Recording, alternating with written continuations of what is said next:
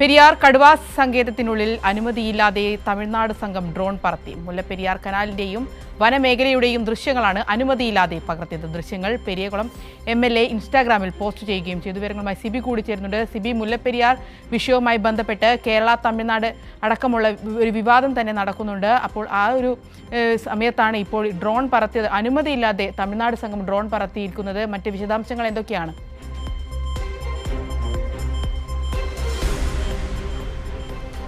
ചരണ്യ കഴിഞ്ഞ ദിവസമാണ് ഇടുക്കിയിലെ മുല്ലപ്പെരിയാർ അണക്കെട്ട്, ഈ അണക്കെട്ടിൽ നിന്നും കൃഷി ആവശ്യത്തിനായി തമിഴ്നാട് വെള്ളം കൊണ്ടുപോയത്. അതായത് ഇതിൻ്റെ ഭാഗമായി പെനിസ്റ്റോക്ക് പൈപ്പിലേക്കുള്ള ഷട്ടർ തമിഴ്നാട് ജില്ലാ കളക്ടർ നേതൃത്വത്തിൽ തുറന്നിരുന്നു. അന്ന് ആ ചടങ്ങിൽ പങ്കെടുത്ത MLA, അതായത് തമിഴ്നാടിൻ്റെ ഈ പെരികുളം MLA ആണ് തൻ്റെ ഇൻസ്റ്റഗ്രാമിൽ കുറിച്ച ഒരു വാർത്തയിലും ദൃശ്യങ്ങളിലും ഈ ഒരു മുല്ലപ്പെരിയാറിൻ്റെയും ഈ കടുവ സങ്കേതത്തിൻ്റെയൊക്കെ തന്നെ ഒരു ഡ്രോൺ വിഷ്വൽസ് ഇപ്പോൾ ഇൻസ്റ്റഗ്രാമിൽ പോസ്റ്റ് ചെയ്തിരിക്കുന്നത്. അത് നിയമവിരുദ്ധമാണ്. പ്രത്യേകിച്ച് മുല്ലപ്പെരിയാർ ഡാം, അതോടൊപ്പം തന്നെ ഈ ഒരു പെരിയാർ കടുവ സങ്കേതമൊക്കെ തന്നെയും ഏറ്റവും സുരക്ഷിതമായ ഒരു പ്രദേശം കൂടിയാണ്. അവിടെയൊക്കെ ഡ്രോൺ പറത്താൻ വേണ്ടി അങ്ങനെ ഒരു അനുമതി ഇല്ല. പക്ഷേ ഈ അനുമതിയൊന്നും വാങ്ങാതെ ഇത്തരത്തിൽ ഡ്രോൺ വിഷ്വൽ കൃത്യമായി ഇൻസ്റ്റഗ്രാമിൽ സോഷ്യൽ മീഡിയയിലൂടെ പങ്കുവച്ചു എന്നുള്ളത് സ്വാഭാവികമായും ഒരു ഗുരുതരമായ വീഴ്ച തന്നെയാണ്. എന്തായാലും വനവകുപ്പിൻ്റെയോ പോലീസിൻ്റെയോ അനുമതി ഇല്ലാതെയാണ് ഈ ഡ്രോൺ വിഷ്വൽസ് എടുത്തിട്ടുള്ളതെന്നും കണ്ടെത്തിയിട്ടുണ്ട്. എന്തായാലും സംഭവത്തിൽ അന്വേഷണം ആരംഭിച്ചിട്ടുണ്ട്.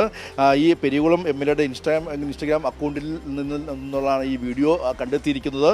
എന്തായാലും ഇത് വളരെ വലിയ ഗുരുതരമായ വീഴ്ച തന്നെയാണ്. പ്രത്യേകിച്ച് മുല്ലപ്പെരിയാറൊക്കെ ഏറ്റവും സുരക്ഷിതമായ ഡാം കൂടിയാണ്. ഈ ഡാമിൻ്റെയൊക്കെ മുകളിലൂടെ ഡ്രോൺ പകർത്തു അല്ലെങ്കിൽ അത്തരത്തിൽ പറത്തുക എന്ന് പറയുന്നത് സ്വാഭാവികമായും കൃത്യമായ നിയമലംഘനമാണ്. ഇതിന് വനവകുപ്പിൻ്റെയും പെരിയാർ കടുവ സങ്കേതത്തിനുള്ളിലാണ് അനുമതിയില്ലാതെ തമിഴ്നാട് സംഘം ഡ്രോൺ പറത്തിയിരിക്കുന്നത്. മുല്ലപ്പെരിയാർ കനാലിന്റെയും വനമേഖലയുടെയും ദൃശ്യങ്ങളാണ് അനുമതിയില്ലാതെ പകർത്തിയിരിക്കുന്നത്. വിവരങ്ങളാണ് സിബി നൽകിയത്.